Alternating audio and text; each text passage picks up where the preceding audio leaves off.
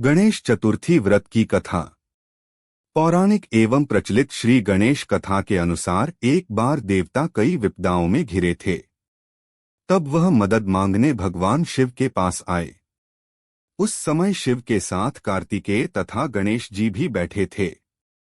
देवताओं की बात सुनकर शिव जी ने कार्तिकेय व गणेश जी से पूछा कि तुम में से कौन देवताओं के कष्टों का निवारण कर सकता है। तब कार्तिकेय व गणेश जी दोनों ने ही स्वयं को इस कार्य के लिए सक्षम बताया। इस पर भगवान शिव ने दोनों की परीक्षा लेते हुए कहा कि तुम दोनों में से जो सबसे पहले पृथ्वी की परिक्रमा करके आएगा वही देवताओं की मदद करने जाएगा। भगवान शिव के मुख से यह वचन सुनते ही कार्तिकेय अपने वाहन मोर पर बैठकर पृथ्वी की परिक्रमा के लिए निकल गए, परंतु गणेश जी सोच में पड़ गए कि वह चूहे के ऊपर चढ़कर सारी पृथ्वी की परिक्रमा करेंगे तो इस कार्य में उन्हें बहुत समय लग जाएगा। तभी उन्हें एक उपाय सूझा।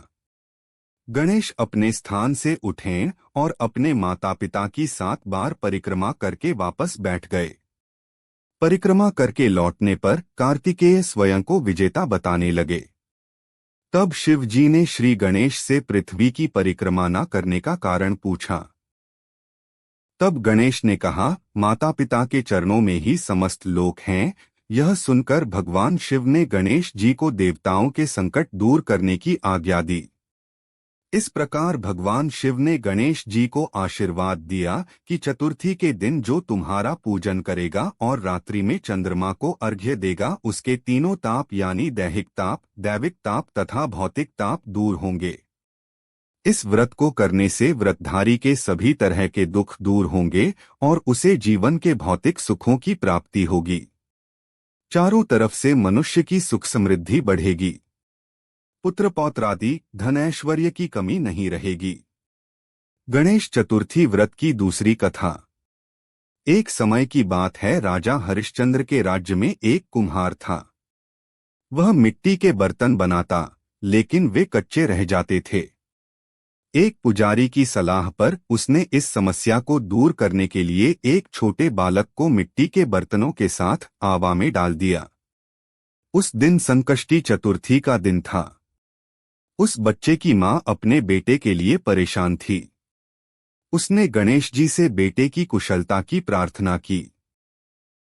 दूसरे दिन जब कुम्हार ने सुबह उठकर देखा तो आवा में उसके बर्तन तो पक गए थे, लेकिन बच्चे का बाल बांका भी नहीं हुआ था। वह डर गया और राजा के दरबार में जाकर सारी घटना बताई। इसके बाद राजा ने उस बच्चे और उसकी मां को बुलवाया तो मां ने सभी तरह के विघ्न को दूर करने वाली संकष्टी चतुर्थी का वर्णन किया।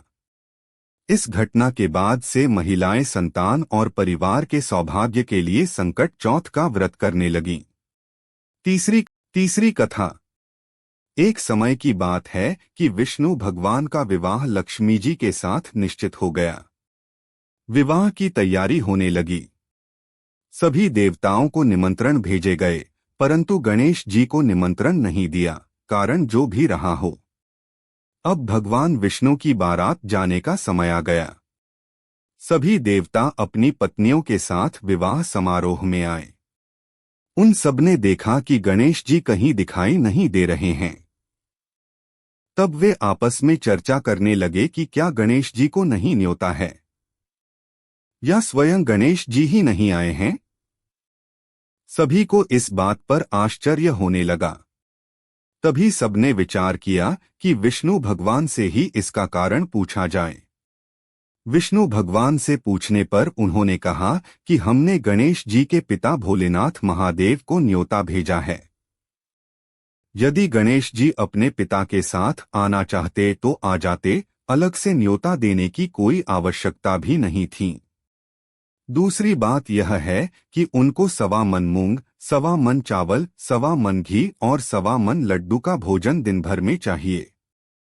यदि गणेश जी नहीं आएंगे तो कोई बात नहीं। दूसरे के घर जाकर इतना सारा खाना पीना अच्छा भी नहीं लगता।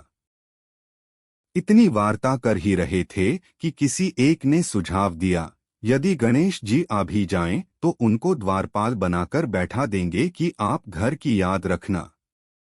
आप तो चूहे पर बैठकर धीरे धीरे चलोगे तो बारात से बहुत पीछे रह जाओगे। यह सुझाव भी सबको पसंद आ गया, तो विष्णु भगवान ने भी अपनी सहमति दे दी। होना क्या था कि इतने में गणेश जी वहां आ पहुंचे और उन्हें समझा बुझाकर घर की रखवाली करने बैठा दिया।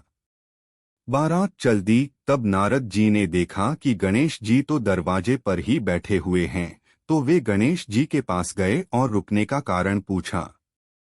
गणेश जी कहने लगे कि विष्णु भगवान ने मेरा बहुत अपमान किया है।